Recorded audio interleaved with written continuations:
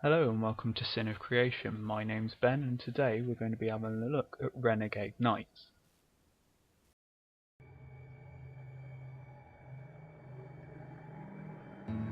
So the Renegade Knight you see in front of you is aligned with the Iron Warriors, and I spent quite a bit of time converting the model. I had it commission painted by Dogfather, and he's done an amazing job on the paint scheme with weathering the iron and the chevrons which he's put on the shoulder plates. Now, to convert the model, I've used mostly parts from the Chaos Space Marine upgrade frame.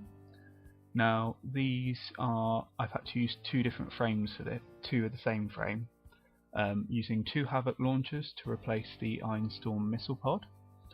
The driver that you get at the top of the Rhino or vehicle that you have, I've used a heavy stubber from the Genestealer Occult kits to swap around in his hands. I've used two searchlights to replace the shield and the heavy stubber that would have been there, which has been moved to the top. The spiked decoration that I've put around the legs comes from the kit, which I've put 4 on, which you get 2 in the kit. And finally, we've got hooks that replace the Imperial Eagles that come from the kit, and Chaos Stars. And finally, we have this arm. As you only get one Gatling cannon in the kit, which is this one on the left, this particular Gatling cannon I converted using parts from both the vehicle upgrade frame and the Vengeance weapon batteries, which you get the spare Punisher Gatling cannons if you assemble them as battle cannons instead. Now, I've also taken a pair of clippers to the knight's head here. Zoom in for you. To do this, I've used clippers to take out large chunks of the head and the mask and the surrounding metal, and then filed it to just basically square off the areas to make it look like something's hit it with an impact, maybe another knight's chainsaw or an explosion of some sort. And Dogfather's done a great job of weathering this to make it look like real battle damage. He's also painted the eyes red and highlighted them, and they're incredibly, they just pop out at you. So that's a look at the Renegade Knight, and now we're going to move on to how to use your Renegade Knight in games. So before the release of Traitor's Hate and Knight's Renegade, there weren't any Lords of War available to Chaos Space Marine players other than the Khorne Lord of Skulls, and if you didn't, outside of Apocalypse. And now with the release of the Renegade Knight, you're able to pretty much put a Lord of War in any sort of Chaos aligned army. Now, with the release of the 2016 FAQ, Renegade Knights and regular Knights as well have had their weapons arcs modified so that basically, unless the model is absolutely huge, you're not going to be able to shoot both your main guns at the same target, really, because the arcs stop around here and go to about here around the knight.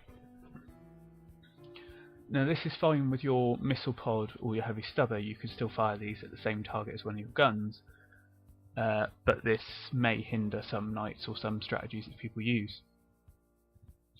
Now, I've chosen on this knight to go for 2 Punisher Gatling cannons. Now, this is the thing exclusive to Renegade Knights, is taking 2 of the same shooting weapon on the arms. Other loyal knights are not able to do this because of reasons, apparently. I was also inspired by the Dawn of War 3 trailers, which show a loyalist knight with 2 Gatling cannons unleashing hell on pretty much everything in front of it. Now, points wise, these are pretty much the same as regular knights. They have access to a detachment which is... there we go. Oh, sorry. Right. They have access to a detachment called a Forsworn Knight detachment, which consists of 1 Renegade Knight and up to 2 more. They must all be Renegade Knights, and they have preferred enemy Imperial Knights, but if you're facing any loyal Imperial Knights, they also gain preferred enemy against you. This is kind of thematic because it represents the loyal households which uphold things like honour and chivalry, whereas the other ones represent like hatred, revenge, power. So the idea of them both fighting all the harder to try and kill the opposite faction is pretty, as I said, thematic, for lack of a better word. Knights Renegade itself was a pretty good game. It's very easy to play. It's more of a lunchtime or beer and pretzels type game. More simplified rules, and is based around taking off various parts of the knight's armour and systems. Reminds me a bit of the 40k role plays, or a bit more forgiving than the 40k role plays. Now, when you're using your knight in game, it's going to become quite a bit of a bullet magnet. This is to be expected with big models on the table. Generally, people are going to see them as the biggest threats, and most of the time they are. This particular knight I use to wipe out large infantry squads or light vehicles, because they won't be able to fight back mostly unless they've got specialist weapons for it. And generally I target those first. This particular knight I ally with my Thousand Sons, as I didn't see a Thousand Sons knight being very storyline driven. I thought it could be like a mercenary that you could use allying with them for money or slaves or whatever they trade in the Eye of Terror. So to finish off, I would recommend taking these models in games of 1500 points and above. They're very thematic for armies based around like Iron Warriors or siege based armies, armies that base themselves around demon engines like Warpsmith armies. I would use them to generally take out things that are weaker than them, sort of bully the smaller units, because they can't fight back usually. Your biggest problem is going to be larger units and specialist weapons, so I target these first. As I'd seen in one of the White Dwarfs a long time ago, it's more of a fight units with stuff that doesn't have the same abilities as you.